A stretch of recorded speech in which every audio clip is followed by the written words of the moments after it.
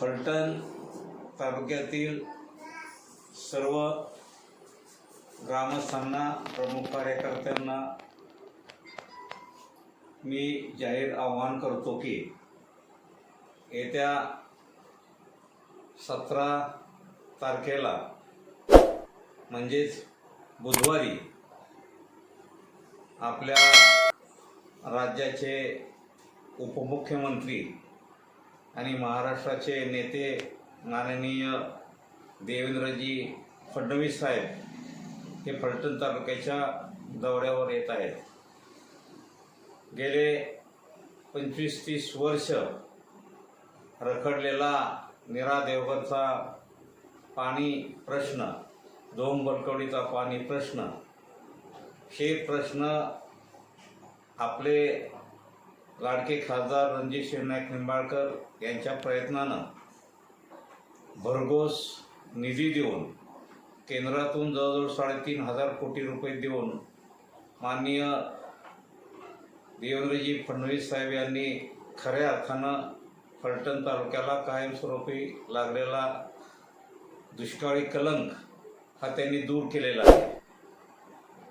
फडणवीस साहेबांनी आपले खासदार रणजित नाईक निंबाळकर यांना सर्वतोपरी सहकार्य करून फलटणमध्ये हजारो कोटी रुपयाचे निधी देऊन सर्व राहिलेले प्रश्न मार्गी लावलेले आहेत.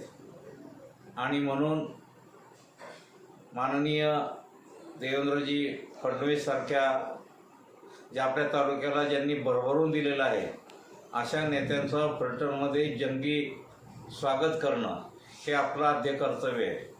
आणि म्हणून मी आपणा सर्वांना विनंती करतो की ज्या सत्ताधाऱ्यांनी गेली 30 वर्ष झुरवत ठेवून पाण्याच्या प्रश्नावर राजकारण केलं आणि प्रत्यक्ष आपल्या खासदार रणजित नाईक निंबाळकर यांनी माननीय देवेंद्रजी फडणवीस साहेब यांच्या मदतीनं, सहकार्यानं हे 30 वर्षाचं पाण्याचं राजकारण संपून प्रत्यक्षरित्या येत्या 17 तारखेला नीरा देवगड धरणाच्या प्रत्यक्ष कामाला सुरुवात होत आहे.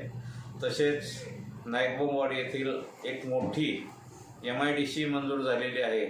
ते MIDCचं उद्घाटन हे माननीय देवेंद्रजी फडणवीस साहेब यांच्या हस्ते होत आहे.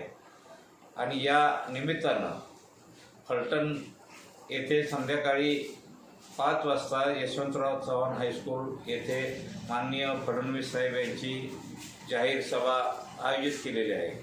मी आपणास नम्र विनंती करतो की फलटण तालुक्यातली ही सभा ऐतिहासिक न भूतो आणि न भविष्याती अशी व्हावी अशा प्रकारचे प्रयत्न आपणा सर्वांना करावे लागणार आहेत.